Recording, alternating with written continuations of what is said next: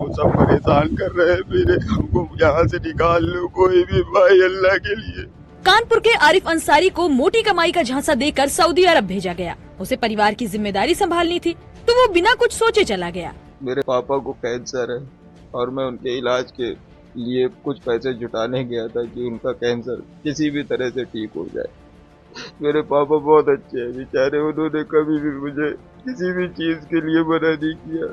वो तो रोक भी रहे थे बेटा बच जाओ, लेकिन घर की मजबूरी ऐसी थी कि जाना पड़ा। मेरी माता जी भी बीमार रहती है। कानपुर पहुंचे सर, मैं 6 अप्रैल को यहाँ से मुंबई के लिए निकला और फिर मैं मुंबई पहुँच के 8 अप्रैल को मुंबई से मैं निकला सर सऊदी के लिए। भाग के मैं मस्जिद पहुँचा। मस्जिद में सर पहुँचने के बाद वहाँ से उन्होंने मुझे जो है अपने घर ले गए। जो लोग मिले थे उन्होंने अपने घर में 1 महीना मुझे छुपा के रखा। नमस्कार, न्यूज डायरी अपडेट चैनल में आपका स्वागत है। मैं हूं राकेश त्रिपाठी। सऊदी अरब में बेचा, तपते रेगिस्तान में भूखा प्यासा छोड़ा। कानपुर लौटा युवक ने बोला आप बेटी बताई। कहा कि शेख ने 19 दिन बंधक बनाया, 40 दिन जेल में रहा। आपको बता दें कि किस तरह से लोग सपना लेकर यहाँ से जाते हैं अरब, लेकिन वहाँ जाने के बाद क्या क्या यातनाएं सहनी पड़ती हैं, अभी आप पूरी यह कहानी आपको सुनाने जा रहे हैं। यह कानपुर के हैं, सऊदी में क्या उन्हें यातना सहनी पड़ी, कैसे कैसे वो वापस आए, आप देखें। न्यूज डायरी अपडेट चैनल में आपका स्वागत है। मैं हूं राकेश त्रिपाठी। मुझे एक बताया गया, मुझे एक एजेंट ने मोटी कमाई की बात कहकर सऊदी अरब भेजा था, लेकिन वहां पहुंचने पर मुझे तपती रेत में छोड़ दिया गया। 19 दिन तक बिना खाना पानी के बंधक बनाकर रखा गया। वहां से किसी तरह भागकर भारतीय दूतावास पहुंचा, तब अपने घर आ पाया हूं। यह कहना है उत्तर प्रदेश के कानपुर के आरिफ अंसारी का। उसे मोटी कमाई का झांसा देकर सऊदी अरब भेजा गया था। आरिफ वहां एक शेख के चंगुल में फंस गया। शेख ने उसका मोबाइल और पासपोर्ट छीन लिया। 19 दिनों तक आरिफ को भूखा प्यासा बंधक बनाकर रखा गया। उससे जबरन काम करवाया गया। आपको बता दें, सऊदी अरब भेजने वाले एजेंटों ने आरिफ से 2 लाख रुपए भी हड़प लिए। आरिफ किसी तरह भागकर दूतावास पहुंचा, जहां से उसे भारत भेजा गया। कानपुर पहुंचने के बाद पीड़ित ने पुलिस कमिश्नर से न्याय की गुहार लगाई। बातचीत में आरिफ ने खुद पर हुए इस जुल्म को लेकर क्या कुछ बताया, आगे मैं आपको पूरी कहानी सुना रहा हूं। देखें, यह कोई फिल्मी कहानी नहीं है, हकीकत में यह सच्ची कहानी है कानपुर के आरिफ अंसारी की। बता दें कि नौबस्ता के आवास विकास के रहने वाले आरिफ अंसारी ने बताया, मेरे परिवार में माँ सबाना बेगम, पिता आलमगीर अंसारी और 2 भाई आसिफ आलम अंसारी, महफूज आलम है। पिता आलमगीर का स्वास्थ्य ठीक नहीं रहता। मेरे घर का खर्च चलाने के लिए मजदूरी करता था। मेरी परेशानी देखकर दोस्त दिलशाद ने रनिया निवासी शाहरुख से मुलाकात कराई। शाहरुख ने मुझे सऊदी अरब में मोटी कमाई का झांसा दिया। उसके जाल में फंसकर मैंने बाइक बेचकर पैसे का इंतजाम किया। आपको बता दें कि शाहरुख ने 1.5 लाख रुपए लेने के बाद फतेहपुर के छुरी में रहने वाले एक अयाज नामक के युवक का नंबर दिया। अयाज ने फोन पर बताया, बात हुई। अपने पासपोर्ट बनवाने के लिए मुझसे फ़ोटो मांगी। 15-20 दिन में 50,000 के साथ मुंबई आने की बात कही। मुंबई पहुंचने पर अयाज ने मुझसे रुपए लिए, एक कागज़ पर साइन करवाए।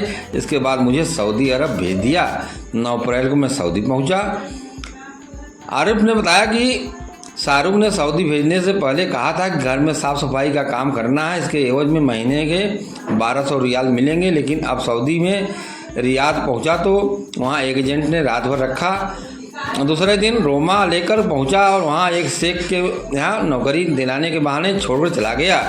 शेख ने मेरा मोबाइल तोड़ दिया। उसने मेरा पासपोर्ट भी छीन लिया। यहाँ से मुझे गरारा नाम की जगह ले जाया गया। यह रेगिस्तान का इलाका था, जहाँ अबू आदा नाम का आदमी मिला। उसने बताया कि आपको ऊँट की देखभाल करनी है। आपको बता दें कि यह पूरा रेगिस्तान था। 18 दिन में भीषण गर्मी में मेरी हालत बद से बदतर हो गई।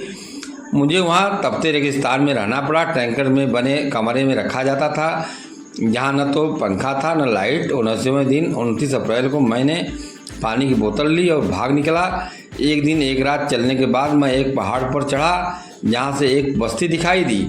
वहाँ पहुँचा तो लोगों ने पानी पिलाया। उन लोगों ने 1 महीने तक छिपा कर मुझे रखा। इसके बाद एक दिन मैं स्थानीय लोगों की मदद से सऊदी पुलिस से मिला। इसके बाद पुलिस मुझे दूतावास लेकर पहुंची, जहां मेरा वेरिफिकेशन किया गया। मुझ पर कोई आरोप नहीं मिले। वहां से मुझे दम्मान सफ़र जेल भेज दिया गया, जहां से मैं 1 महीने 10 दिन तक बंद रहा। आपको बता दें, आरिफ अंसारी ने बताया कि उसने भारतीय दूतावास पहुंचकर आपत्ति बताई। तब भारतीय दूतावास में मौजूद केरल के एक अधिकारी ने उनके लिए वाइट पासपोर्ट का आवेदन किया। पासपोर्ट बनाकर आने के बाद उसने रियाद ले जाया गया, जहां फ्लाइट से वह मुंबई पहुंचा। आरिफ का कहना है कि वह उन खौफनाक दिनों को आज भी नहीं भूल पा रहा है। उसे जो लगा था कि जान नहीं बचेगी, लेकिन रेगिस्तान से भागकर उसने अच्छा किया। उसने बताया कि जो लोग सऊदी में फंस जाते हैं उन्हें वाइट पासपोर्ट बनाकर वतन वापस भेजा जाता है। आपको बता दें कि आरिफ के मुताबिक सऊदी में फंसने के दौरान उसने किसी दूसरे के मोबाइल से अपने परिजनों को घटना बताई। इसके बाद उसकी मां ने एजेंट अयाज से बात की तो उसने गाली गलौज किया। कहा शाहरुख के साथ मिलकर आरिफ को बेच दिया है। मां ने इसकी शिकायत पुलिस से की, लेकिन पुलिस ने कोई कार्रवाई नहीं की। नवबस्ता थाना प्रभारी शरद तिलारा ने बताया, शाहरुख व अयाज पर रिपोर्ट दर्ज कर मामले की जांच की जा रही है। आपको बता दें कि लोग नए सपने लेकर सऊदी अरब, अमीरात और खाड़ी के देशों में जाते हैं कि वहाँ जाएंगे तो मोटी रकम कमाएंगे और भारतीय करेंसी के रूप में ज़्यादा मिलेगा। वहाँ तो कम मिलता है, लेकिन यहाँ भारतीय करेंसी में बदले में ज़्यादा मिलेगा। यही सपने लेकर जाते हैं लोग, लेकिन ऐसे ठगबाजों, धोखेबाजों के हाथों फंस जाते हैं कि लोग बेच देते हैं। जो आरिफ अंसारी के साथ हुआ, ऐसे ही किसी के साथ ना हो। लोग जाने से पहले सोच समझ लें वहाँ क्या करना है, किसके साथ जाना है, तभी जाएं। क्योंकि अरब में भी अब लोगों के साथ छल कपट होने लगा है और लोग परेशान होते हैं। विदेश में किसी तरह से जान बचाकर आरिफ अंसारी भाग कर आए हैं। खबर अच्छी लगे शेयर करें, अपना सुझाव कमेंट बॉक्स में दें और चैनल को सब्सक्राइब नहीं किया हो सब्सक्राइब कर लें। नमस्कार। अभी आप सुन रहे थे, यह सच्ची घटना पर आधारित था न्यूज़। कानपुर के आरिफ अंसारी अपने आप बीती बताते हुए रोने लगे हैं। तो मेरा यह गुजारिश है और आपसे निवेदन है कि कहीं भी जाने से पहले वहाँ के बारे में जान लें, समझ लें तब जाएं, ताकि इस तरह का